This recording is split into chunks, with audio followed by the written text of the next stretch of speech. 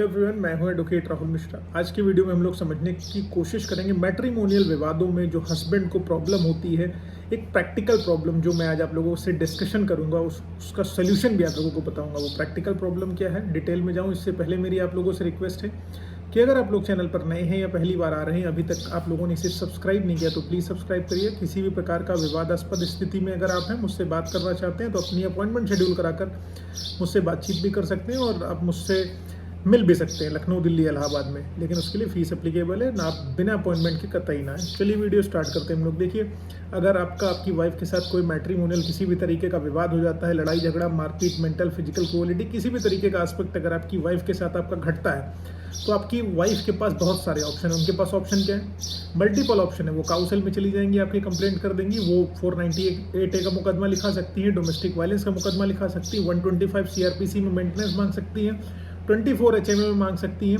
बहुत सारे मुकदमे आपके खिलाफ कर सकती हैं। ठीक है, लेकिन एज एन हस्बैंड आपके पास क्या ऑप्शन है? अगर आप हस्बैंड हैं, आप कोर्ट में जाते हैं और कोर्ट को पुलिस स्टेशन में जाते हैं। पुलिस स्टेशन में जाने के बाद आप कहते हैं कि आपकी साथ मेंटल फिजिकल क्रुएलिटी आपकी वाइफ ने करा हुआ। पुलिस वाले आपकी कंप्लेंट पे इंटरटेन नहीं करते, आपकी बात सुनते ही नहीं। कहते हैं ऐसा देखो, ये पारिवारिक मैटर है, इसको लेके जाके कोर्ट में सुलझाओ या घर पे सुलझाओ, इसमें हम FIR नहीं लिखेंगे। आपकी FIR नहीं लिखेंगे, लेकिन विमेन सेल में महिला की FIR रजिस्टर हो जाएगी आपके खिलाफ, आपके परिवार वालों के खिलाफ। प्रॉब्लम यहाँ पर है कि महिलाओं के लिए मल्टीपल कानून अवेलेबल है, लेकिन पुरुषों के लिए कुछ भी नहीं है। लिटरली बोल रहा हूँ, कुछ भी नहीं है। तो हस्बैंड के पास ऑप्शन क्या है? अगर ऑप्शन नहीं है तो क्या हम चीज़ें छोड़ के बैठ जाएं? तो हमें चीज़ें छोड़ के नहीं बैठनी, हमें चीज़ें जनरेट करनी है खुद से, हमें खुद से चीज़ें बनानी है। ठीक है, अब जैसे मान लीजिए आपके साथ कोई किसी भी प्रकार का घटनाक्रम घटा है, आपकी वाइफ और उनके परिवार वाले आपके साथ मारपीट, लड़ाई झगड़ा करने की चेष्टा करते हैं और आपको इसकी कंप्लेंट पुलिस स्टेशन में आप देने जाते हैं। पुलिस वाले आपकी कंप्लेंट लेते नहीं है, कोई बात नहीं सुनते। तो ऐसी कंडीशन में आपको क्या करना है? कुछ नहीं करना है। जिस पुलिस स्टेशन पे आप गए हैं, उसी पुलिस स्टेशन के सामने पोस्ट ऑफिस होगा। वहाँ के पोस्ट ऑफिस के सामने से एक लिफाफा खरीदना है, अपनी जो आप कंप्लेंट देने गए थे उसी कंप्लेंट को लिखित करना है। लिखित कंप्लेंट को उस लिफाफे में बत्ती बना के डाल देना है, उस पर टिकट लगाना है और वहीं से पोस्ट कर देना है उसी पुलिस स्टेशन के एड्रेस पर। ठीक है, पुलिस स्टेशन के एड्रेस पर चली जाएगी वहाँ से वो, और उसके बाद फिर वहाँ पर टेक्निकलिटी देखिए इस मैटर की। टेक्निकलिटी ये है कि जो पुलिस वाले पहले आपकी कंप्लेंट नहीं ले रहे थे, आपने पोस्ट के माध्यम से भेज दी, अब आपकी वो कंप्लेंट उनको रिसीव्ड हो गई। जहाँ पोस्टमैन ने वहाँ पर रखा, आपकी कंप्लेंट रिसीव्ड हो गई। अब पुलिस वालों की रिस्पॉन्सिबिलिटी बनती है कि वो उस पर कार्रवाई करें। अब उस पर वो कार्रवाई अगर नहीं करते हैं, आपके पास ट्रैकिंग ID आ गई, रसीद आ गई कि आपने उनको कंप्लेंट अपनी बाय पोस्ट भेज दी, यानी कि आपका काम यहाँ से खत्म हो चुका है, पुलिस का काम अब स्टार्ट होता है। पुलिस वाले उस पर ये एप्लीकेशन जाने के बाद भी कोई कार्रवाई नहीं करते। ठीक है, अब पुलिस वाले कोई कार्रवाई नहीं करते हैं, तो ऐसी कंडीशन में आपको कुछ नहीं करना है, इनके सीनियर अधिकारियों को एक एप्लीकेशन मूव कर देनी है। सीनियर अधिकारी भी अगर कोई कार्य नहीं करते हैं, तो आपने जो एप्लीकेशन भेज रखी है वो अगर परेशान करना हो पुलिस वालों को भी, तो आप RTI मांग लीजिए कि मैंने एक कंप्लेंट डाली थी, मेरे कंप्लेंट पर क्या एक्शन लिया गया।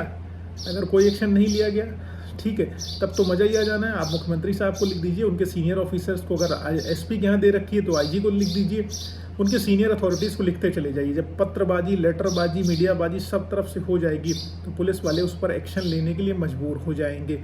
तो क्या हो जाएगा कि सबसे बड़ी चीज़ आप जानते हैं कि इंडिया में FIR दर्ज कराना अपने आप में सबसे बड़ा महाभारत है। अगर आप आदमी हो तो आपके लिए सबसे बड़ा महाभारत है। अगर पॉलिटिकली आप इन्फ्लुएंस्ड हो, पैसे वाले हो, तो FIR हो जाएगी, वरना FIR आपकी कोर्ट में ही होगी।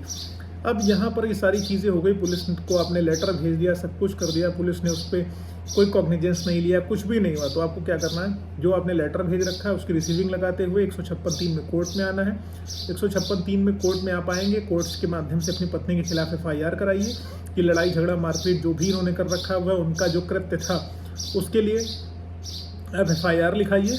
ठीक है, 156(3) में जब आप आएंगे, पहले दिन आपकी पेशी होगी, पेश किया जाएगा आपकी फाइल को, उसके बाद एक डेट लग जाएगी। जो आपने एप्लीकेशन भेजी हुई है उस पर ATR मंगाया जाएगा पुलिस स्टेशन से कि एक्शन टेकन रिपोर्ट, यानी कि क्या एक्शन लिया गया उनके द्वारा। अब वो फिर अगली बार पुलिस जो है एक्शन टेकन रिपोर्ट अपनी प्रस्तुत करेगी।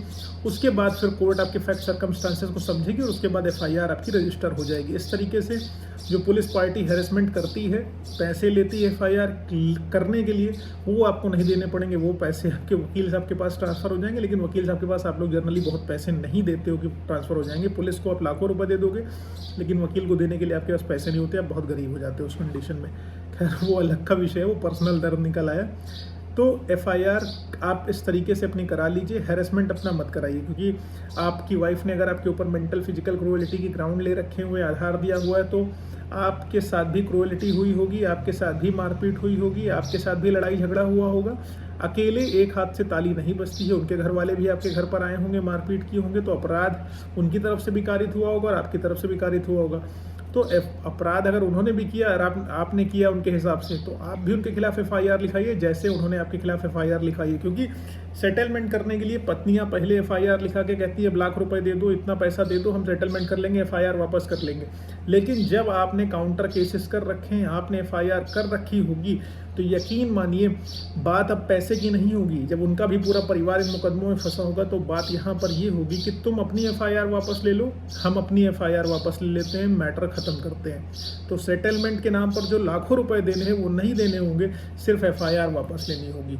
तो उम्मीद है ये जानकारी समझ में आई होगी, पसंद आई होगी। प्रैक्टिकल लाइफ में इसको इम्प्लीमेंट करेंगे तो आपको कहीं ना कहीं डेफिनेटली इससे हेल्प मिलने वाली है।